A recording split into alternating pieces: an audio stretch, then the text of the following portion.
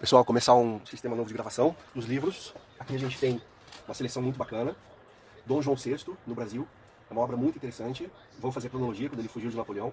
1808, a chegada da família real no Rio de Janeiro. 1822, a lista de Schindler, Segunda Guerra Mundial. E esse aqui, Mário Quintana, que eu tive a honra de conversar na Praça da Alfândega, em Porto Alegre. Um dos maiores poetas do Brasil. Como que a gente faz a leitura de um livro? Você começa, isso aqui é para os jovens, é claro, né? Os mais velhos já sabem, decore e salteado como é que faz, né? E a gente sempre dá uma lida quando vai comprar, ou na contracapa e nas orelhas, que a gente chama que são essas partes aqui. Então vamos fazer uma leitura, espero que vocês estejam conseguindo acompanhar daí, né? O que fascina nesse livro é menos os meandros de uma história política e diplomática, verdadeira especialidade do seu autor, que os seus subtextos sociológicos e culturais, quando ele reconstrói a sociedade local, mostrando um complicado jogo de transformações e de permanências que vão além do choque de duas culturas, como ocorre nas situações coloniais clássicas. Pois no caso da vinda de Dom João VI para o Brasil, tanto o colonizador quanto o colonizado espelharam-se um no outro, vendo-se simultaneamente como estrangeiros e como donos da terra. Para o antropólogo, vale aproveitar o detalhado relato histórico para tecer considerações sobre dois pontos notavelmente ausentes dos comentários sobre Dom João VI no Brasil. Pois se as consequências históricas do translado se esgotam com a monografia de Oliveira Lima, estamos ainda longe de aquilatar as implicações simbólicas da vinda da corte portuguesa para o Brasil. Sabemos que temos gosto pelos carnavais e pelos ritos de inversão hierárquica, mas ainda não relacionamos esses pendores com esse movimento de reversão histórica que fez desembarcar no Rio de Janeiro esse rei e essa corte enfatiotada de luxo, fazendo com que Portugal virasse temporariamente um Brasil, entre aspas, e o Brasil passasse a ser um Portugal, entre aspas. A importância desse livro está na sua capacidade de prover materiais que nos ajudam a pensar melhor as nossas raízes e, com isso, aquilatar de modo mais realista as instituições que nos têm governado.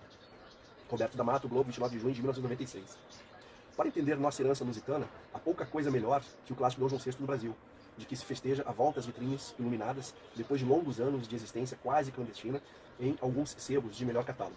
Oliveira Lima sentencia que Dom João não foi o que se pode chamar de um grande soberano, mas o que fez, que não foi pouco, fê-lo pelo exercício combinado de dois predicados que denotam superioridade, um de caráter, a bondade, o outro de inteligência, o senso prático ou de governo. Foi brando e sagaz, insinuante e precavido, afável e pertinaz, traços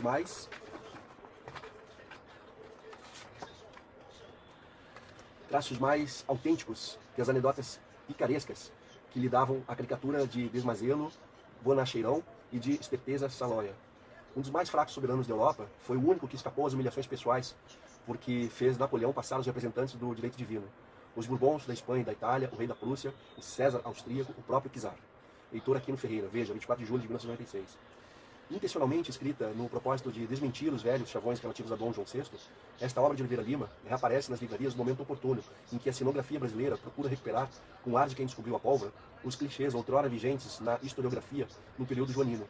Dom João VI no Brasil constitui evidentemente a obra máxima de Oliveira Lima, aquela em que melhor se conciliaram, de um lado, seu gosto pela pesquisa histórica, despertado na sua infância recifense por um tio desembargador, que lhe presenteou com uma coleção da revista do Instituto Arqueológico, Histórico e Geográfico Pernambucano, e, de outro, a experiência adquirida na carreira de diplomata, para a qual seria nomeado ainda muito jovem, graças à proteção de um conterrâneo, Barão de Lucena, então ministro do primeiro governo republicano.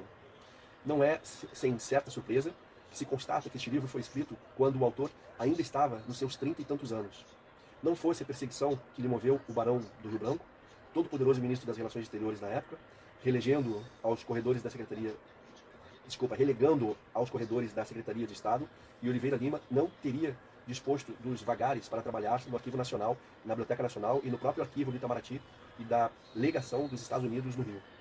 Sem saber, o Barão prestava uma grande contribuição à historiografia brasileira.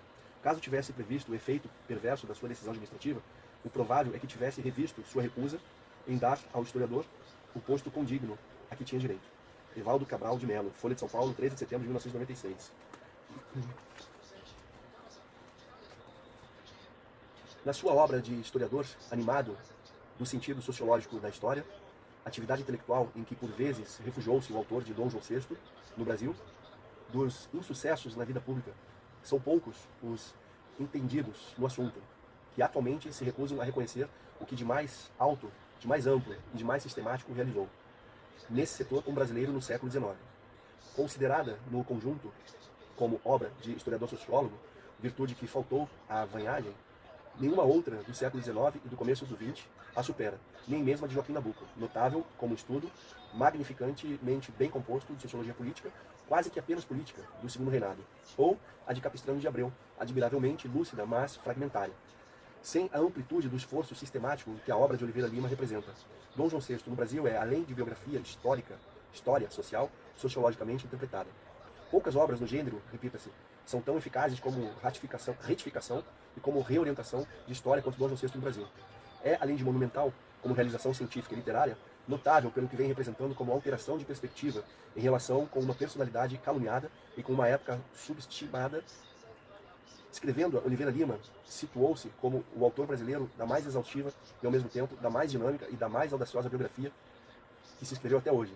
Entre nós, ultrapassando, nesses particulares, o próprio autor de Um Estadista do Império, outra obra monumental. E tornando-se modelo para outros estudos biográficos de monarcas brasileiros, o de Otávio Tarquídio de Souza, sobre Pedro I, e o de Heitor Lira, sobre Pedro II, Gilberto Freire. Caricatura do autor, de 1921, por Gilberto Freire, que aparece à esquerda de terra.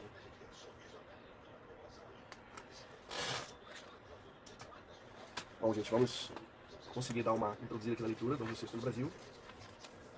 Aqui vou dar uma lida aqui no sumário e vou passar aqui pelos capítulos para vocês terem uma ideia.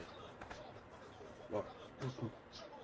Nota do autor, prefácio à terceira edição, um clássico da historiografia nacional, Wilson Martins, introdução, situação internacional de Portugal em 1808, capítulo 1º, a partida, capítulo 2º, a ilusão da chegada, o que era a nova corte, capítulo 3º, o que era o resto do Brasil, capítulo 4, o primeiro ministério e as primeiras providências, 5º, emancipação intelectual, 6º, a rainha Dona Carlota, 7º, as intrigas platinas, 8º, a regência espanhola, 9º, relações comerciais do Brasil, os tratados de 1810, 10º, tráfico de escravos, 11º, imperialismo e a situação militar, tomada de Caiena, 12º, no Congresso de Viena, 13º, elevação do Brasil a reino, 14º, a discussão da Guiana, 15º, a conquista da Banda Oriental e os insurgentes de Buenos Aires, 16º, a Corte do Rio, o Gabinete de Madrid e as potências medianeiras da Europa, 17º, a diplomacia de Palmela na questão de Montevidéu, 18º, a administração e justiça, os interesses agrícolas e industriais, 19º, o Tratado dos Índios, e capítulo 20º, a Revolução Pernambucana de 1817.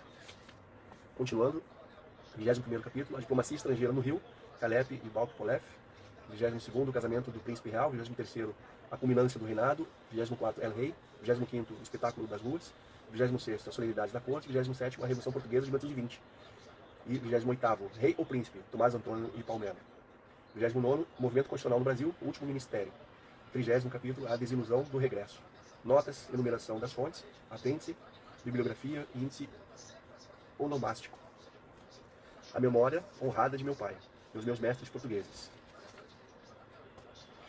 Baseado como é este trabalho em grande parte sobre documentos originais inéditos, que constam da enumeração final e se encontram em arquivos nacionais e estrangeiros, cabe-me expressar meu reconhecimento aos senhores Joaquim Pires Machado Portela, Dr. Gabriel, Luiz Farges, Thompson, agradecimentos.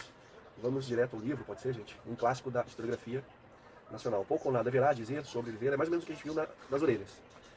Para os mais jovens não perderem o ritmo, quem quiser comprar o livro, né, ou pegar na biblioteca, ó, a introdução, para ler, né, os agradecimentos, aí fiquem à vontade, mas eu vou mais direto ao ponto para a turma que é mais jovem não perder o interesse por obras volumosas. E como eu defendo, elas muitas vezes são mais atraentes, mais valiosas que muitos filmes. Eu vou aqui os títulos, dar uma passada, uma sobrevada pelo livro, para não ficar muito cansativo, muito maçante, depois eu vou nos capítulos, ok? Introdução, situação internacional de Portugal em 1808. Dom João VI foi, sem dúvida alguma, no Brasil, e ainda é, um rei popular. Da dinastia nacional, continua ele a ser o favorito. Dom Pedro I impõe-se pela sua energia e bravura, e Dom Pedro II inspira mais veneração e fervor pela sua elevação moral e acrisolado patriotismo. Mas com Dom João VI, o sentimento público faz menos cerimônia. Olha-o como uma ternura, em que entram uma certa dose de reconhecimento, um pouco chincho de compaixão e uns toques de proteção. O elemento culto da opinião, este entrou há muito a considerar com razão, e ainda que mais instintivamente do que conscientemente, Dom João VI como verdadeiro fundador da nacionalidade brasileira. Um título que o Instituto Histórico consagrou ao abrir o seu concurso para a narração do reinado americano daquele monarca. Encontra-se, sem que se faça mistério, grande esforço de indagação, o primeiro motivo de uma tão extensa popularidade, da sincera amizade testemunhada pelo soberano português à sua principal colônia, no apego com que a ela se prendeu, na íntima correspondência que logo se estabeleceu entre a sua personalidade e o meio. Se menos bem lhe ficaram por isso querendo na metrópole, maior foi a simpatia que desde então cercou o seu nome na antiga possessão, convertida em reino pela sua presença. Predileção tão marcada pelo Brasil trouxe, com efeito, em Portugal, a Dom João VI sérios dissabores. Era, contudo, um fato perfeitamente natural, uma consequência essencialmente humana. Fugido do velho reino ante a brutal invasão dos franceses, e havendo sofrido em Lisboa durante 15 anos a repercussão relativamente modesta, mas em todo caso penosa, das perturbações políticas e das transformações sociais de que Paris estava sendo o grande teatro europeu, o príncipe regente sentiu dilatar-se-lhe a alma à vista desta flácida e pomposa natureza tropical, especialmente em presença do profundo sossego da sua nova capital, que só mais tarde lhe alvorotaria ao eco da Revolução Portuguesa de 1820. Gente, a leitura, ela vai ser feita depois detalhadamente, capítulo a capítulo, mas eu gostaria de fazer também um apanhado geral das outras obras. E, para tanto, eu vou folhear aqui para vocês terem uma noção da introdução e do início aqui, ó, do capítulo 1, capítulo 1, a partida. Eu vou folhear o livro para a gente não fazer um vídeo muito longo nas redes sociais, mas para quem não está habituado a compulsar os livros, os mais jovens, terem uma noção de como é interessante, de como é divertido. Ó, capítulo 2, a ilusão da chegada, o que era a nova corte. Muito interessante, a gente já fica na memória a leitura lá do índice, né, do sumário. Ó, são capítulos relativamente pequenos. Capítulo 3, o que era o resto do Brasil, e assim por diante, gente. É um livro bem extenso. Ó, o índice remissivo, 775 páginas. Ó, ele encerrou em setembro, Rio de Janeiro, setembro de 1944. Tá? A gente deu agora um apanhado geral do Dom João VI no Brasil, e na sequência eu vou publicar um vídeo, vocês querendo eu leio na íntegra todos, 1918, 1922, a lista de Schindler e as poesias de Mário Quintana, que, do meu ponto de vista, são sensacionais. Valeu, gente. Vamos acompanhando, por favor.